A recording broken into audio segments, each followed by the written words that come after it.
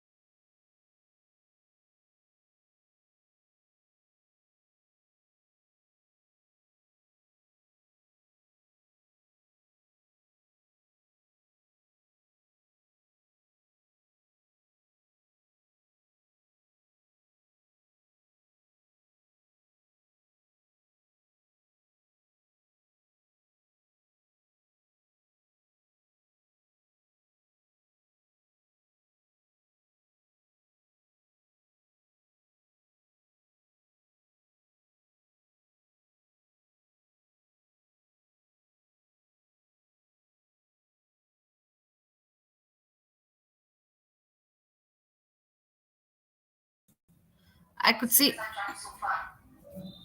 Yeah.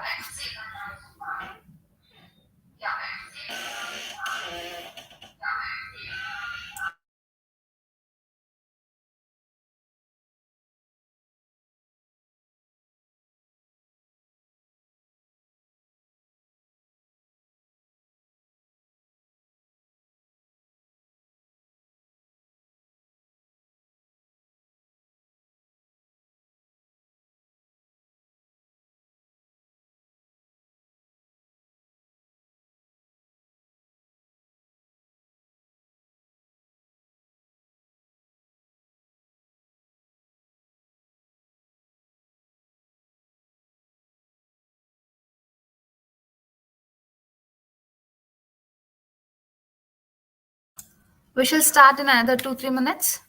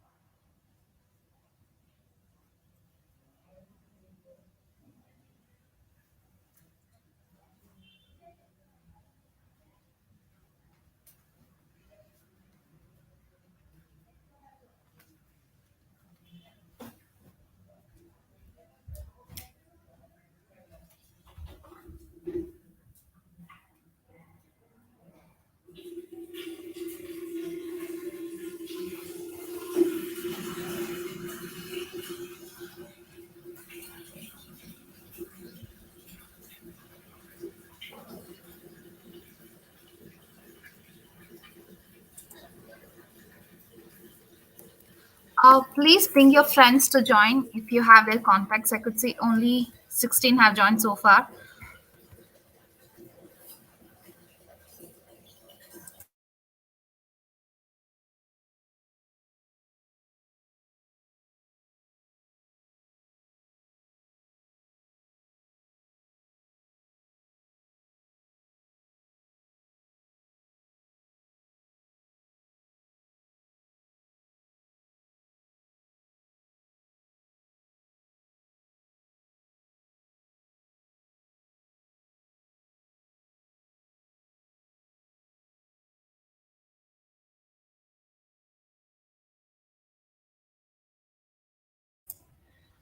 Okay, so let me start. I'll just share a slide.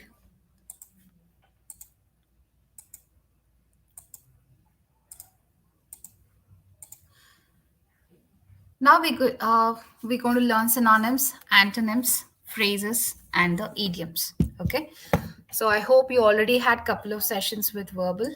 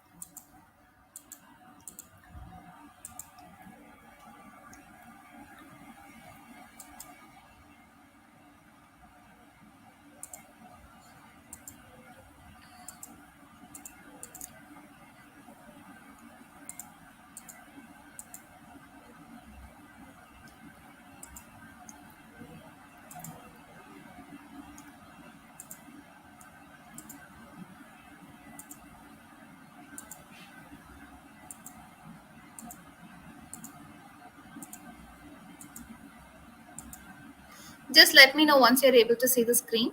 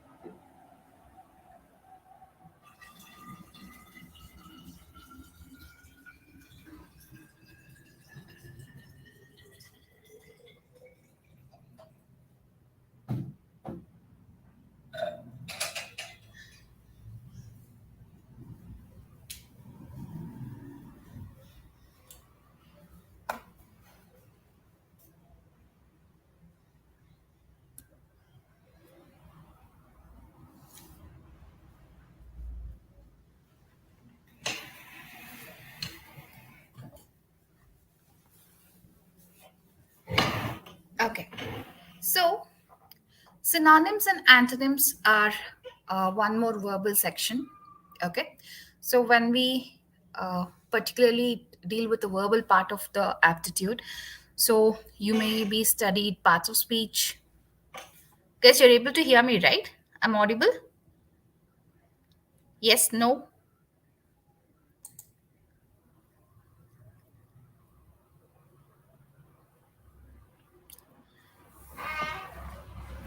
So it may be articles, it may be parts of speech, it may be prepositions, it may be reading comprehension, it may be the direct, indirect speech, and the active voice and passive voice. Then it may be something with respect to idioms, phrases, synonyms, antonyms. So all these are different parts of verbal aptitude. So synonyms and antonyms are necessary not only just to frame the sentence, not only to understand the language, but also it's see, a person can be a good speaker or a good listener if he's having a good diction or a good vocabulary. So, vocabulary and diction are very much important for any language. So, when it comes to synonyms, synonyms are nothing but which gives the same meaning or a similar meaning. So we'll learn about synonyms. So as the slide explaining, synonyms are nothing but the words that mean the same. So intelligent, bright, clever, or smart, all these words gives the same meaning. All these words of different form but gives the same meaning. So in Kannada, we call this as Samanarthaka Pada. Probably you have studied in school days. So in English, it is called synonyms. Okay. Let's start with the slides. So what is a basic detailing of a synonym? A synonym is a word or a phrase that means exactly or nearly the same as another word or a phrase in the same language. For example, look at the paragraph here. I want you to read this paragraph. The girl looked out of window. While looking out of window, the girl noticed little kitty. The little kitty noticed was not fat. It was very much not fat and unattractive. The word fat was repeated twice here, right? Not fat, very much not fat. But instead, can we write like this? The girl looked out of window. While looking out window, girl noticed little kitty. Little kitty she noticed was not fat, it was skinny.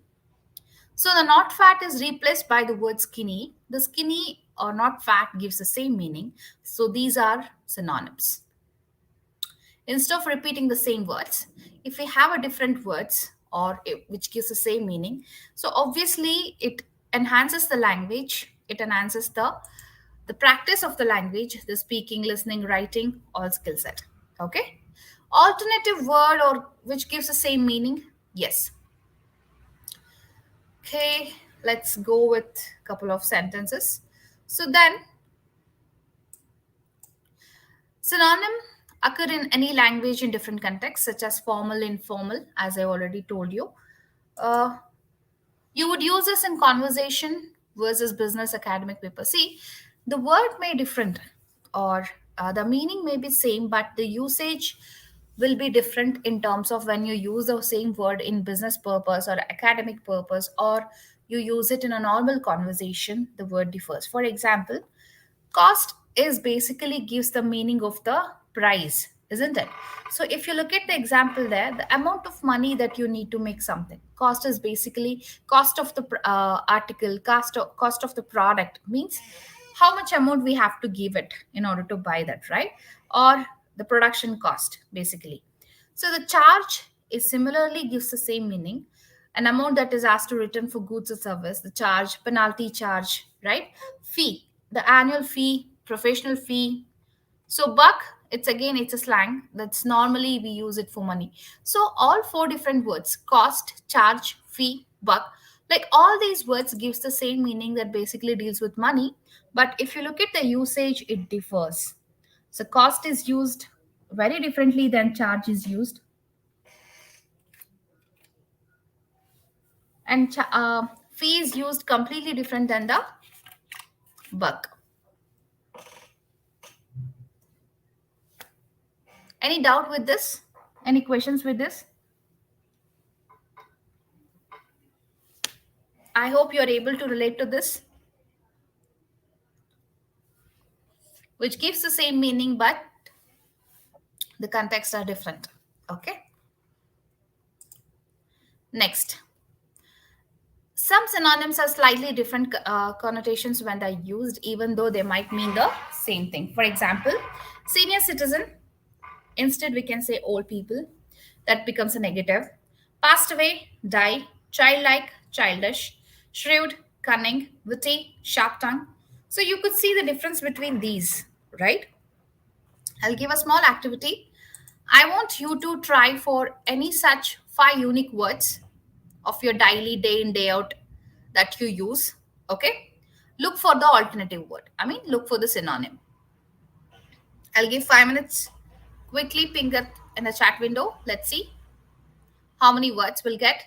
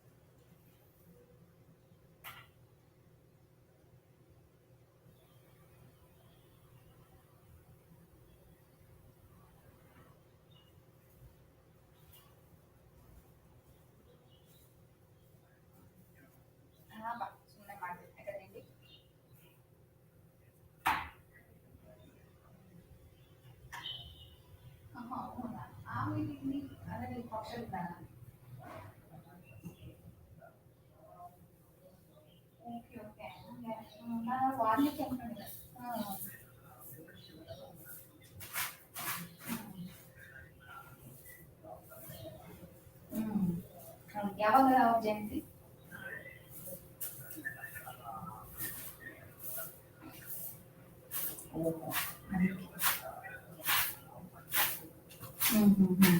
ಗೊತ್ತಾಯ್ತು. ಈಗ ಸಂಜೆ ಆಗತ್ತೆ. Meeting ಇರೋದಷ್ಟೇ ನನಗೆ 8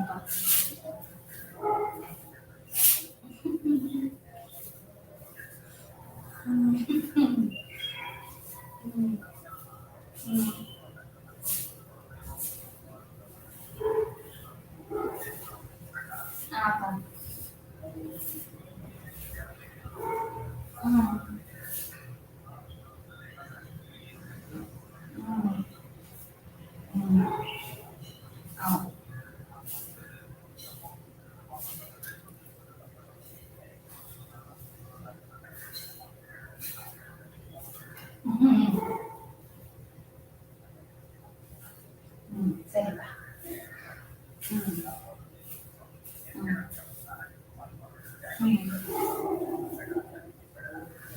ಸರಿಪಾ. ಹೌದಾ?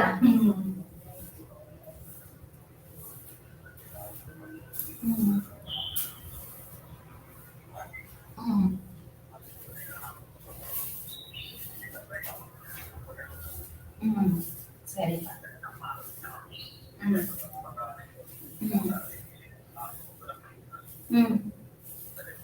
ನೋಡಪ್ಪ. ಸರಿ.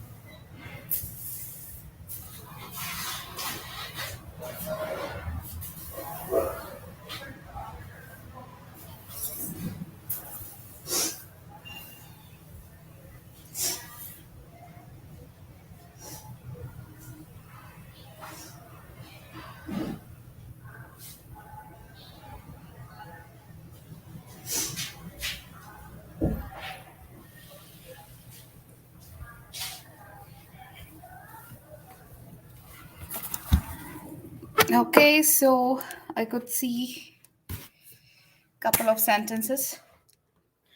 Good. So ideally, you got the idea of synonym, right? What exactly synonym refers to and what is the purpose of these synonyms. So we have such a few examples that is you already saw. So can two words be truly synonym? So the question is, there is some debate always that can two different words give the same meaning in different context or the same context? If they're different words, they must mean something slightly different or they have a same context where you would use one other. So the reasoning goes that way, so which makes them only nearly synonyms but not truly same thing. For example, we just saw cost, charge. So let me give you let me ping you those words: cost, charge. So uh charge, sorry. So if you see these words, cost and charge, nearest synonym or nearest meaning, I could say, it's not giving, it is not giving the same meaning or it is not giving the exact meaning or precisely, right? It is almost nearby or almost, what I can say, same context has been explained differently, right? So nearest synonyms, we call it as a near synonyms. So near synonyms would be just that, words that are closely related to, as just to, about, interchangeable, but have different connotations, attitudes, or implications that you would want to be aware of, making one word more appropriate for a context than another. Anything you can find in a uh, thesaurus as the list of near synonyms galore. It can be tricky when translating between languages as you need to know the implications and connotations of the word. So, in other words, it gives the same meaning but in different context. So, for example, we have a list of near synonyms: pretty, beautiful, handsome, lovely, cute, adorable, gorgeous. So, ideally, the overall summary, if we consider for these words, it gives the same meaning, that is pretty, beautiful, handsome, lovely. All these gives the same meaning. But if you go back to the detailing, all these words are different from one another, isn't it? So that's the reason we call them as a near synonyms. So I already explained why do we need synonyms. So when speaking or writing, one of the best ways to expand your vocabulary and diction is, and avoid using same words repeatedly, is to use the find synonyms. It is important because synonyms can improve both oral skills and your writing skills, of course, especially in terms of your reading comprehension part. Synonym and antonyms is something that definitely gives you an extra advantage. If you really a good speaker, definitely you'll have a different bunch of words and the signpost, right? And synonyms enrich the language. The larger the number of synonyms for one letter in a language, the richer the language becomes. So any language, guys, it's not necessary the English, it's not necessary the Kannada, Tamil, Telugu, Hindi. It can be any language. The number of synonyms always gives the language a strength. It enhances the language. It helps to express yourself more clearly. You're able to deliver the exact message you intend to communicate. Obviously, these are the possibilities of synonyms and the necessity for the synonyms. So now we're going to learn the benefits. So it make the text much more captivating. It help avoid dull text, improve communication between you and others, help provide an image in the mind of a reader, help avoid boring and repetitive text. So these are the benefits of synonyms. So particularly when we say synonyms or antonyms, so these two basically help us in understanding the language, understanding the sentence and different context or the same context, and helps us to summarize or express it in a different ways. Okay, these are the advantages of it. So how to use a synonym? So to choose synonym, you should consider several key things beside words definition: connotation, type of writing, audience, and the purpose. These are the four different important factor. The first thing is, do you want your meaning to be positive, negative, or a neutral? You have to decide that. Okay, so once it is decided, then the type of writing. So, is it an informative writing, descriptive, creative? So, you have to decide what kind of writing you're doing for that particular content. Then goes the audience. So, who has to understand the words? Children, teenagers, and adults. Okay. So, first of all, you once you decide the meaning and once you decide the context and type of writing, so understanding the audience with whom you're speaking these content, right? Is it normal school kids or students or adults, or is it particular group, maybe professionals? You have to decide. So depending on that, you can use the right synonym. Then the purpose, you're choosing the word, described characterization or setting. So these four different factors matters whenever you choose word basically in a sentence. When to use synonyms. So, particularly when to use the synonyms. So, I'll explain when. Just give me a minute.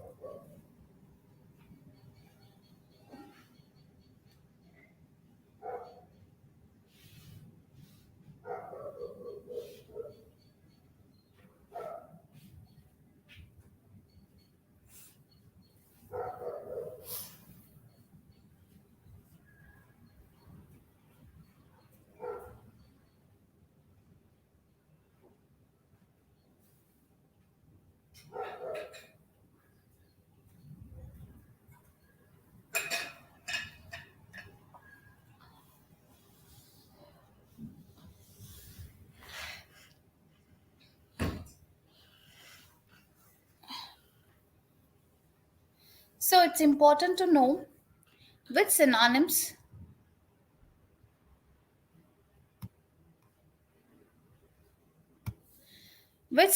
to use when writing in different style. For example, creative, formal, informal, fiction, non-fiction. So, definitely differs. Okay.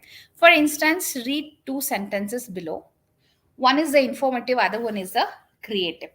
So, when the informative comes in, beavers are mammals, they're skilled swimmers and make the habitats in rivers called dams.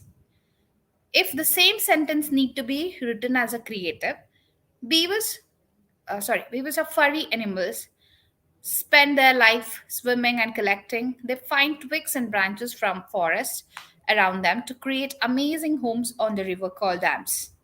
So, definitely you can easily make out the difference between informative and the creative sentence, and how exactly these two sentences describe, and what are the different kind of synonyms that we have used for this, right?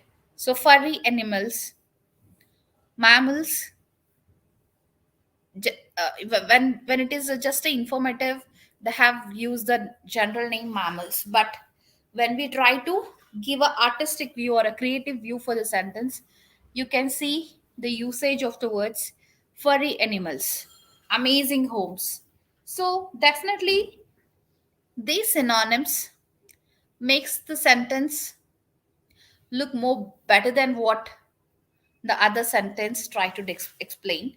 So furthermore, synonym can also be used when you make thought more or less simple or complete, one more less detailed or descriptive.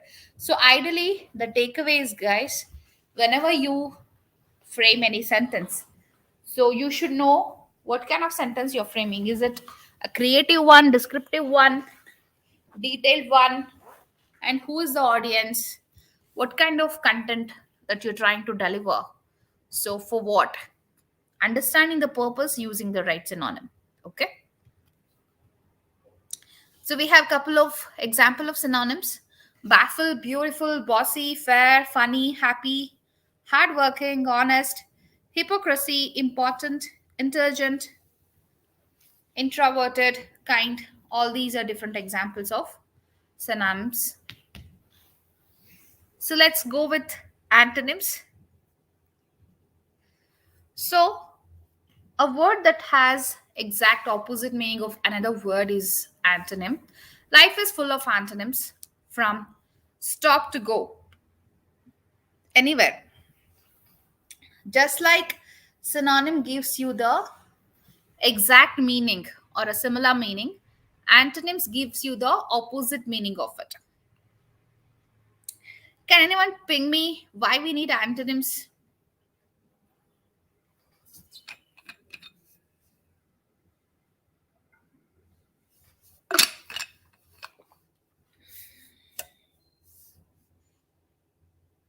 Why particularly we need antonyms? Anyone?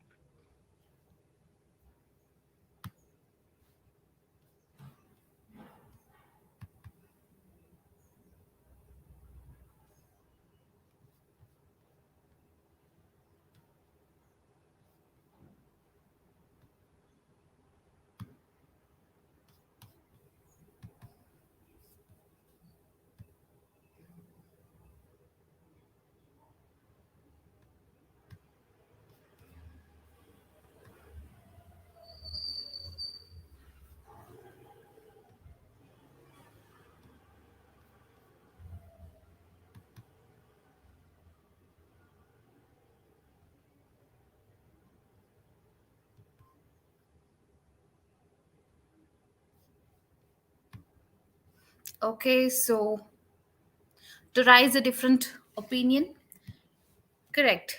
And not only that, see, just like you use synonyms in sentence, definitely you will need a word which gives the entire different meaning to that, right? So for that purpose, we need antonyms. So a word that has the exact opposite meaning of another word is antonym. Life is full of antonym. For example, stop, go, good, bad, man, women. Everywhere you can see these opposite words, and most antonyms are pretty obvious, like good, bad, black, white. Uh, and some of the antonyms simply adding prefixes. So un, in, non, likable is changed into antonym like unlikable. So we use prefix also to the synonym in order to change it to antonym. The word antonym basically derived from the Greek word meaning opposite, and it adds to onum, which comes from Greek anoma or name. So antonym literally means opposite name. So types of antonyms, we have complementary, relational, graded. Complementary antonyms have no middle ground. Example, boy, girl, off, or night, day, entrance, exit. Relational, these are similar to complementary antonyms except the both must exist for them to antonyms of each other. Examples include above, below, doctor, patient, husband, wife, servant, master, borrow, lend, give, receive. So these become a relational and these become a complementary. And the graded is these antonyms deal with levels of comparison and they can be two words on a scale. Many are relative terms which can be interpreted differently by different people. For example, young, elderly, hard, easy, happy, wistful, wise, foolish, fat, slim, warm, cool, early, late, fast, slow, dark, pale. So I'll give an activity. Choose any of your own choice, complementary, relational, or graded, and list 10 different antonyms. I'll give 5 minutes of time.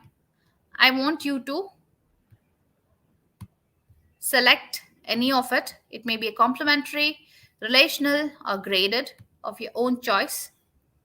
Just ping me the antonyms.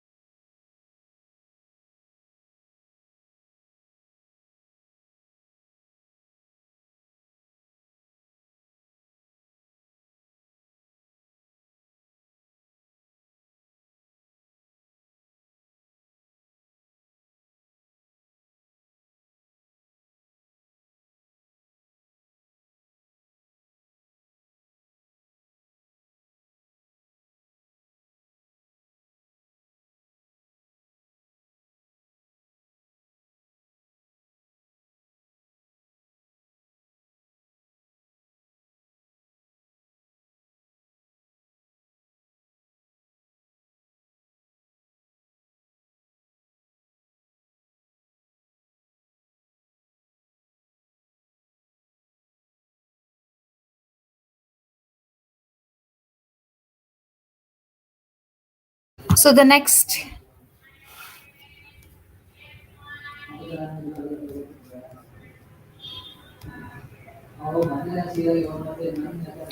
so the other antonyms, we just add a prefix to create an antonym. For example, agree, disagree, appear, disappear, belief, disbelief, tolerant, intolerant, decent, indecent, behave, misbehave, interpret, misinterpret, lead, mislead. So we add prefix in order to convert these synonyms to antonyms. So we have studied complementary, graded, relational, and by adding prefix. Okay, these are the different kind of antonym we have learned. Importance of antonyms, it's again using antonyms helps to emphasize your point. It show contrast or explain what you mean. Antonyms also add color to speech and writing. You can express yourself better, more clearly using the antonyms. So we have examples of antonyms here. The list.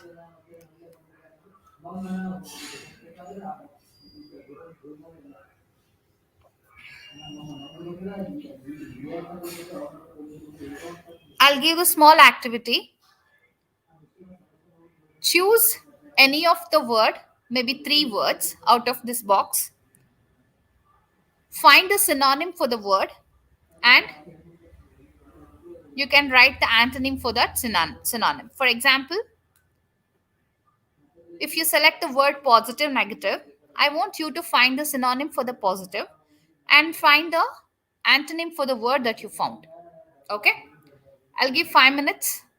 Just pick any of three words and ping in the chat window.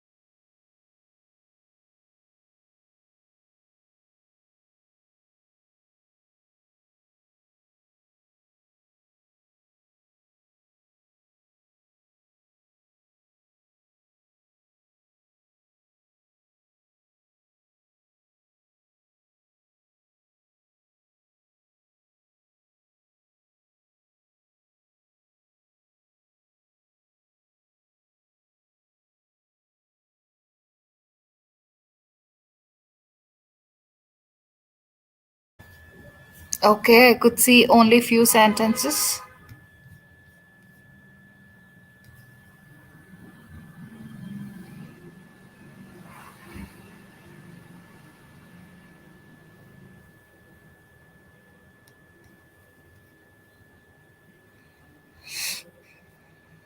So finally, if I want to summarize, sorry, if I have to summarize the whole class, we learned about synonyms and the antonyms. So synonyms gives the same meaning, antonyms gives the opposite meaning. So we saw a couple of words, the difference between the words and different contexts and use of these words, use of synonyms and antonyms, how exactly a diction vocabulary can be improved or enhanced using these. So now we're going to move to the next concept, that is idioms. Just give me a minute. Let me share the slide.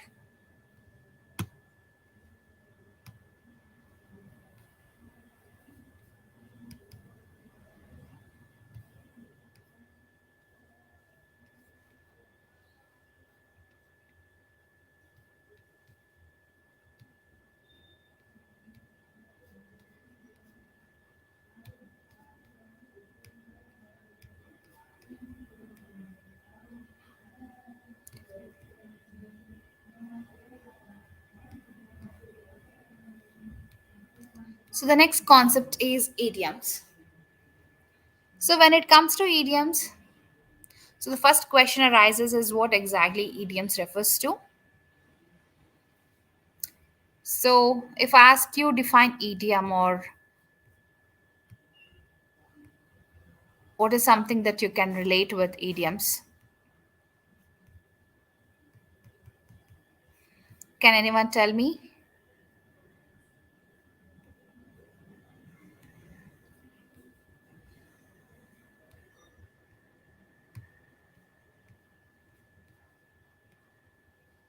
What are idioms?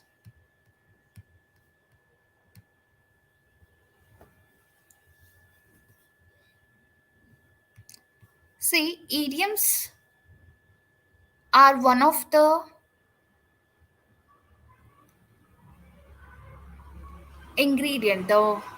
beautiful ingredient of a language, I could say, because idioms are part of any language. It's not necessarily English. If you consider regional language also, you will have a similar kind of idioms that will be called in different words. Okay, maybe a nudigattugalu, or um, something related with, I'm not getting exact word, but still, the idioms are part of language, and they're such a part of language they're part of language in such a way that it enhances the beauty of the language, it enhances um, the wholesome of the language. It's more of a practice sentence, not in terms of just a writing words. So see, if you deep dive in a language, especially a language like English, you can see a difference in a writing language, speaking language, and a listening, or a scripted language, because a language differs. It appears with any, I mean, it's a saying with any other language. The way we speak, the way we communicate, the way we print it, it differs. Okay. So similarly, idioms are uh, nothing but the more practiced, the more spoken. It's basically gives the day in, day out detailing. And idioms are phrased, and idioms are developed by people, common people like all of us. So it's a day in, day out how exactly idioms being used in one's life. So it keeps getting added. For example, if I tell you it was tit for tat, it is one of a example for an idiom. Okay, so an eye for an eye, tit for tat, a piece of a cake. Probably you have heard all of these sentence or words in different context. So idioms are nothing but it's a phrase or an expression that typically present a figurative non-literal meaning attached to the phrase, but some phrases become figurative idioms. See, it definitely won't give the literal meaning. For example, tit for tat, an eye for an eye, it's not literally giving you the exact meaning, but it's a comparison, it's an expression that we have used. she got it what she did. I mean, just in order to say he deserved what he got, or I'll give it back. Instead, just saying that, people use it was just a tit for tat, or it was an eye for an eye. So it's not literally taking an eye for an eye, but it is typically like giving it back tremendously. So, for example, if we want to say, uh, you remember, like we say words like, sorry, a phrase like sword on my head, or sword on my neck, or it's like it is so critical. It is, the sword was literally on my head. It was anytime it could just hurt me. So it was like, it was a big situation. I was supposed to answer it. So in order to rephrase, or in order to uh, explain the entire meaning, we go for idioms. So let's list a couple of it. I'll give you an activity. I'll give 2 minutes. Just Google, or if you know, you can still type it on your own. Write any idioms that you have heard, used, or you practiced, or you would have read a novel or a movie, anywhere.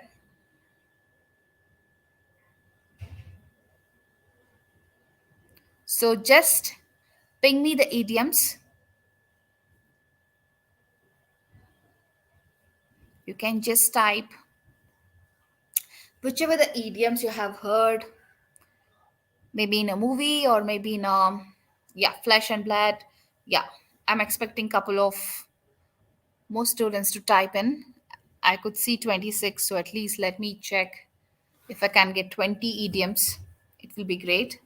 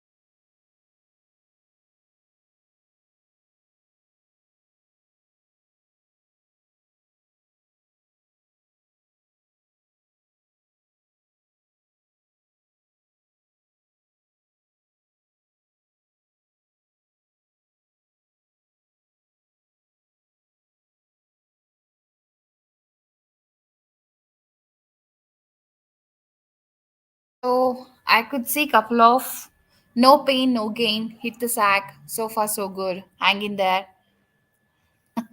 the ball is in your court, bored to death. Yes, all these are different idioms.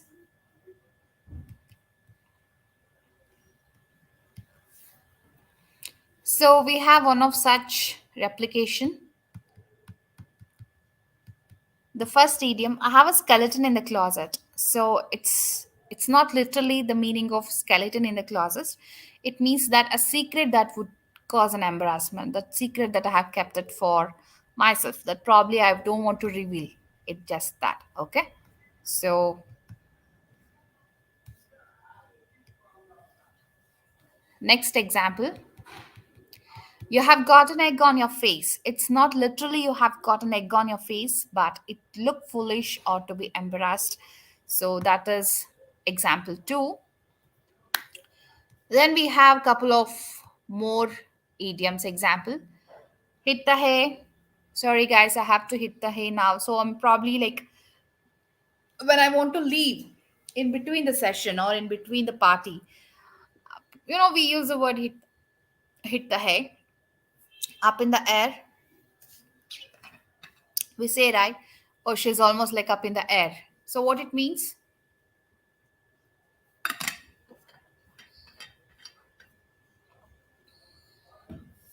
She's flying, or she's in the, we say, right, she's on the moon, she's on the clouds. So it is almost like she's on top.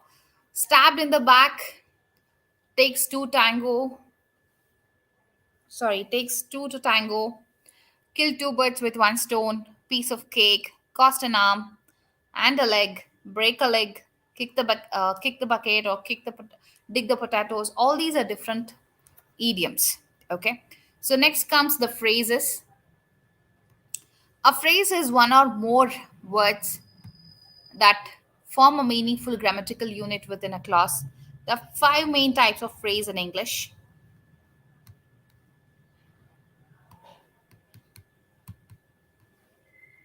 So the different types are noun phrase, verb phrase, adjective, adverb, prepositional phrase. So noun phrase is typically a phrase which comes with a noun, a red box. So you could see a red is basically a noun. Red is a noun and box is a phrase. A red box is a noun phrase. Will go. Go is basically an action. So will go. So you could see, the verb phrase, quite big. So quite is typically the adjective. So adjective phrase, very slowly, adverb phrase. In the car, in is a preposition. So in the car is a prepositional phrase. So let's do a small activity. Pick any of the phrase that you like, a noun, verb, adjective, adverb, preposition, and find the respective phrase of it. Okay? You can type two, three sentence of your own, not sentence, two, three phrase of your own. Choose any of the type and you can write it.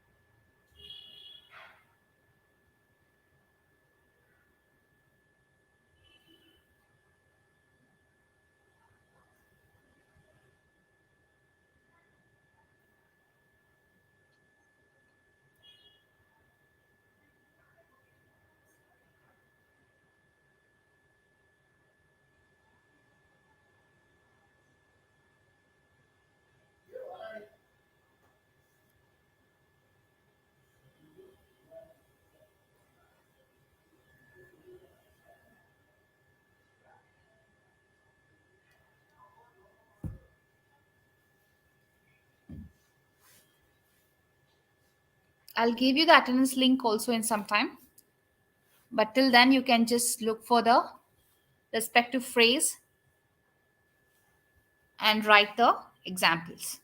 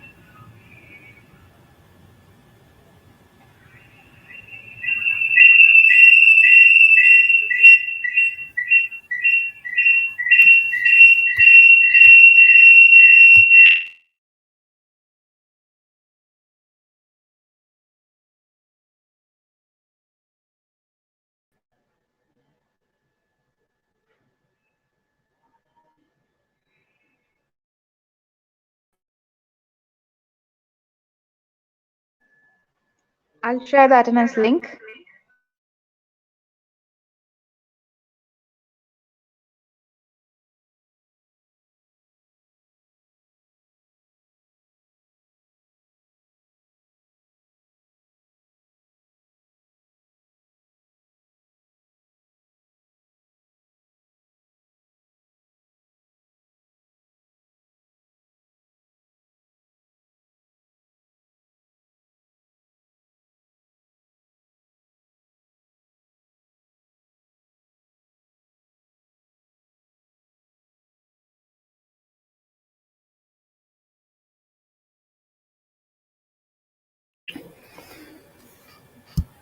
Please mark the attendance.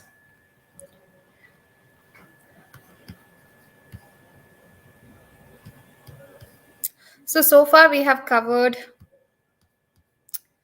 phrases, idioms, synonyms, antonyms. So we can do a mock test one. So before that, the verb phrase is also called a verb group, consists of main verb and the auxiliary verb. For example, we have been working, working here. Working is basically an action. Have been, so you could see the auxiliary verb being used. I'll be going to France next week. Be, auxiliary verb, going is a verb. So the verb phrase will become it may have been being prepared. So been, auxiliary verb, being prepared is basically the verb. So that's how the phrases. The next one is a prepositional phrase. A prepositional phrase consists of preposition followed by object, usually noun phrase. For example, they were arguing about money. About is a preposition. So about money becomes a preposition phrase. The windows was behind a large brown sofa. So you could see brown sofa is a noun phrase. A large is adjective phrase. Behind a large brown sofa makes a preposition phrase. They resumed after an unusually large meal. So you could see preposition phrase there.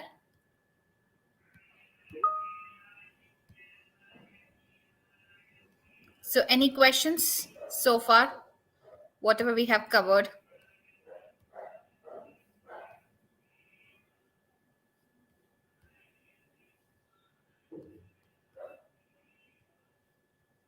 Any questions, any doubts?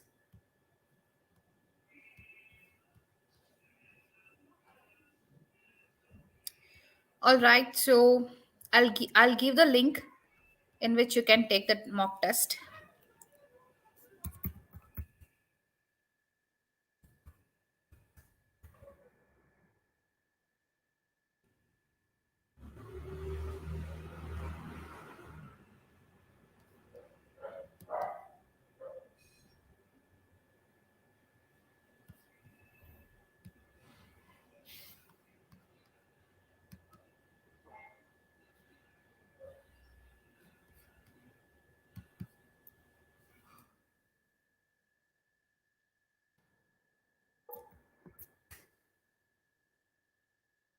I'm giving you the mock test link.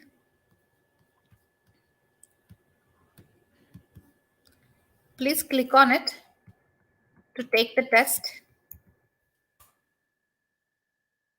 and let me know if you have any doubts, any questions.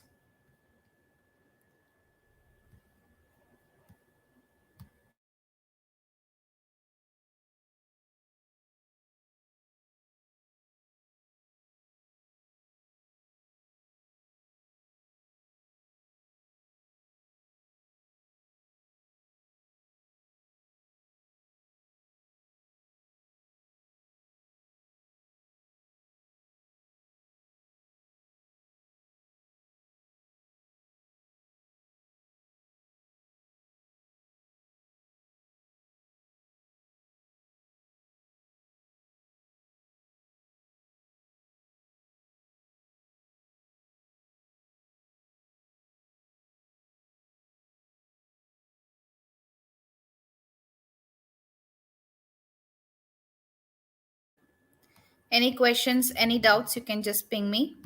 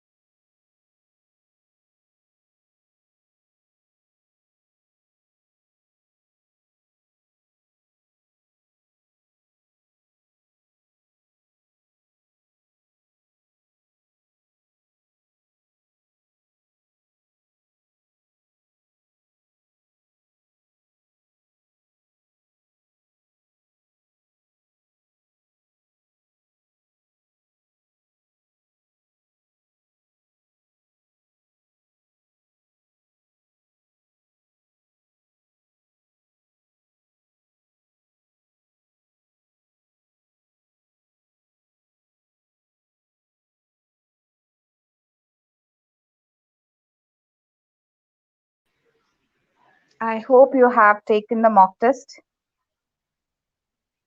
Just confirm. If you have any questions, any doubts, you can just ping.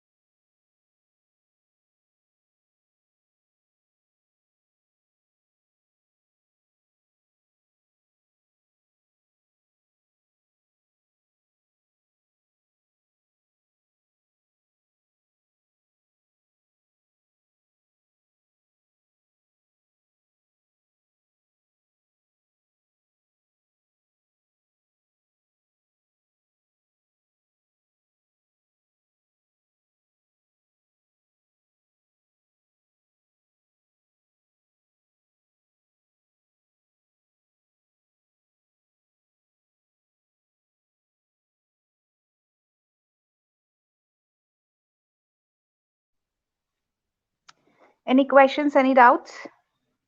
I hope you have marked the attendance also. I'll be here another 10 minutes. If you have any doubts, any questions, just ping me.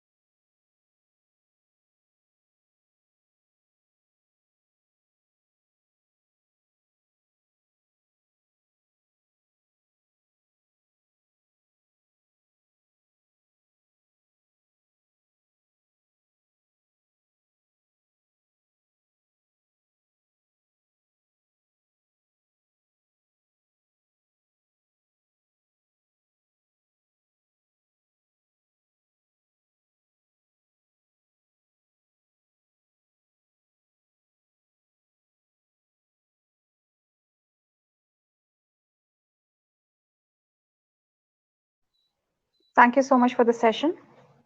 Have a wonderful day ahead. Thank you.